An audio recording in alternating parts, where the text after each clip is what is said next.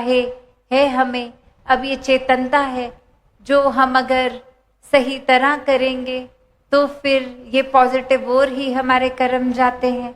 और वहीं ये सोच के शातिर होके कि बुरा कर भी देंगे और पल्ला भी झाड़ लेंगे, तो यहाँ ये चेतनता नहीं, यहाँ ये दिल दुखाने का काम हो रहा है, यहाँ छल कपट हो रहा है।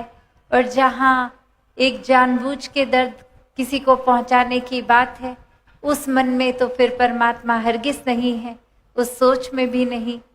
तो कुछ अगर बुरा कर रहे हैं तो हम ही वो एक डिसीजन, एक चॉइस बना के कर रहे हैं। तो यहाँ पल्ला नहीं झाड़ना, गलतियों को सुधारना है, परमात्मा का सहारा लेके। और यही तरीका कि ब्रह्म ज्ञान में जिस तरह बिल्कुल ही सरल स्पष्ट हो गया सब कुछ कि अब तो कोई दो बचे ही नहीं, ये आत्मा परमात्मा का मिलन एक ही है सब कुछ, हर एक में भी, कहीं भी सोचे कण कण में, तो बस सब कुछ ही पूजनीय है। अगर हम छोटे तंगदिली में रह जाएंगे तो सिर्फ अपने ऊपर केंद्रित अपना ही भला सोचते रहेंगे। पर जब पूरी तरह परमात्मा के हो जाएंगे, पूरी तरह फिर इस संसार के हो जाएंगे। और भक्त तो हमेशा संसार के लिए ही आते हैं, कैसे हर एक का दर्द एक किस तरह कम करें, उसी तरफ ये अपने आप को चैनलाइज रखते हैं। तो मन में कभी भी ऐसे ख्यालों को, अगर कोई नेगेटिव थॉट आ भी रहा है तो उसको मन में इतना टिकाना ही नहीं कि मन उसी में फिर डूबते हुए एक बिल्कुल रॉक बॉटम पे हिट करे। और किसी तरह इतनी चीज़ अच्छी हमने अचीव कर ली और उसकी खुशी को भी इतना सर नहीं चढ़ाना कि वो अहंकार बन के हमारा ही विनाश हो जाए।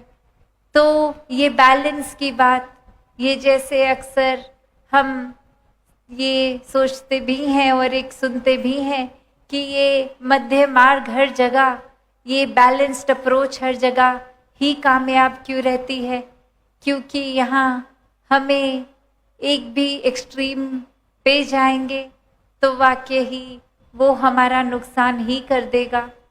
तो बात वही कि ये बैलेंस्ड अप्रोच बना के जीवन को चलाना है, एक हर तरह से ब्रॉडर विजन बना के, एक मन को, सोच को विशाल करते हुए हर एक को जब अपनाते चले जाएंगे तो ये बात भी समझ आ जाती है कि विचार तो हर एक के अलग अलग तरह के हो सकते हैं, एक रहना सहना अलग हो सकता है, पर ये तो एक अच्छी बात है, इसको किसी भी तरह से ये बुरी कैटेगरी में नहीं आ सकता।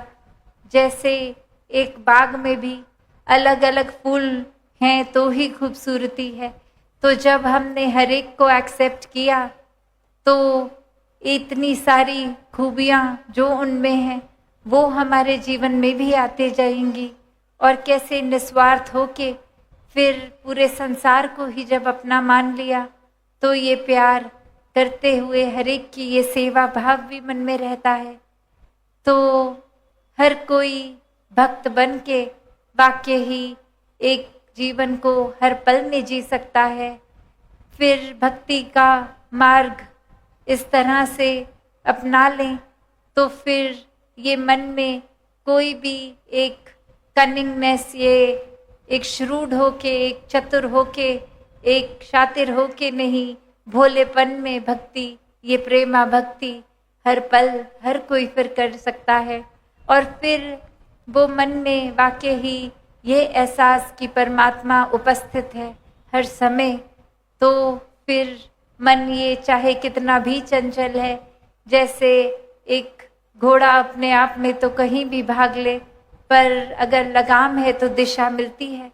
तो उसी प्रकार जब ये परमात्मा है, ये मन को पता है, एहसास में है, तो मन कितना भी चंचल हो, ये सही दिशा में ही मन रहेगा। फिर ये काबू खुद हम भी कर पाएंगे।